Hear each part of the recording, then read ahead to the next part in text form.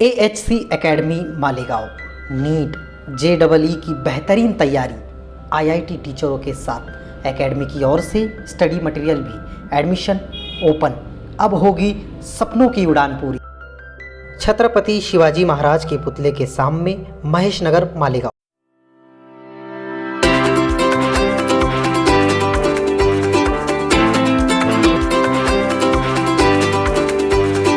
आपको क्या लगता है कि 34 विटनेसेस होस्टाइल हुए हैं अब तक, क्या आप कैसे देखते हो उसको?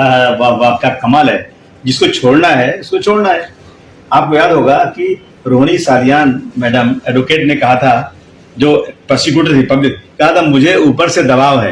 कहां से दबाव? ऊपर से दबाव। भगवान क्या से नहीं, दिल्ली से दबाव है कि जो है इसमें, इस केस में आप जो है जो अक्यूज हैं यानी साध्वी, कर्नल पुरोहित, इनके साथ नरमी बरतो। अरे पुलिस की वकील जो खड़ी हो रही है उसको ये दबाव है कि उसका नरमी बरतो। इट मीन्स सबको छोड़ना है। सब कौन कोर्ट में केस ले आता है? पुलिस आती है, CBI आती है, जो भी आती है। इस केस में जिस तरह से मैं समझता हूं हेमंत करकरे साहब ने मेहनत करके सच्चाई लाया, मुझे याद अच्छी तरह से। आज 14 साल पहले की बात है ये। मैं दिल्ली से आ रहा था, मैं अखबार पढ़ रहा था, करकरे साहब रो रहे थे। उनको दिल्ली में बुलाया गया जब ये मोदी साहब जब वहां थे, गुजरात में थे, और दिल्ली में थे बड़े लीडर, क्या नाम देखिए उनका, नहीं दिल्ली में थे, दिल्ली में होम मिनिस्टर थे जो, उन्होंने चिल्लाया। बंबई से इन्होंने चिल्लाया, बाला साहब ठाकरे ने चिल्लाया कि इस केस में आपने कैसे अरेस्ट किया।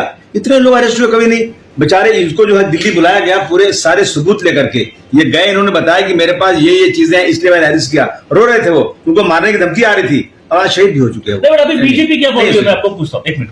बीजेपी ये बोल रही है कि पूरा केस जो था वो कांग्रेस और एनसीपी ने मैनेज किया था, कॉन्स्पिरेसी रची गई थी ताकि हिंदू टेररिज्म का टर्म कॉइन किया जा सके, हिंदूज को टारगेट किया जा सके, साध्वी प्रज्ञा और कर्नल पुरोहित को target. I hate this type of statement. I hate, नफरत है मुझे ऐसे लोगों से जो इस तरह की बातें करते हैं।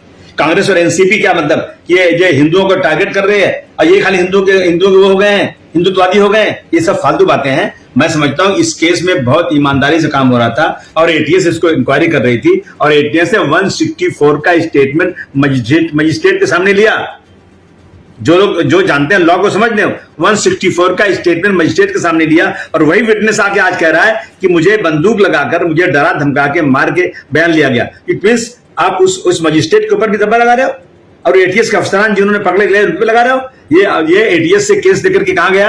एनआईए में गया। एनआईए किसके अंडर में है? दिल्ली के अंडर में है। तो इनको छोड़ना है तो छोड़ना है। सारे गवाहों को तो जो है हॉस्टाइल करा देना है। ये 100% मैं दावे के साथ कहता हूं कि इस केस में अगर एटीएस को अपने गवाह प्रूफ लाने का चांस नहीं मिलेगा, एटीएस इसमें आगे काम नहीं कर पाएगी, तो सब के सब फ्री छूट जाएंगे। अभी एटीएस पे कितना बड़ा ये तोहमत लगा रहे हैं, और सरकार यहाँ महाराष्ट्र की सरकार, स्टेट गवर्नमेंट भी उन्हीं के अंडर में है, तो एटीएस के अफसरान ने गलत काम किया, इसका मतलब है। तो आप उन पे ये तोहमत लगा रहे हो कि इन्होंने जानबूझकर इनको फंसाया।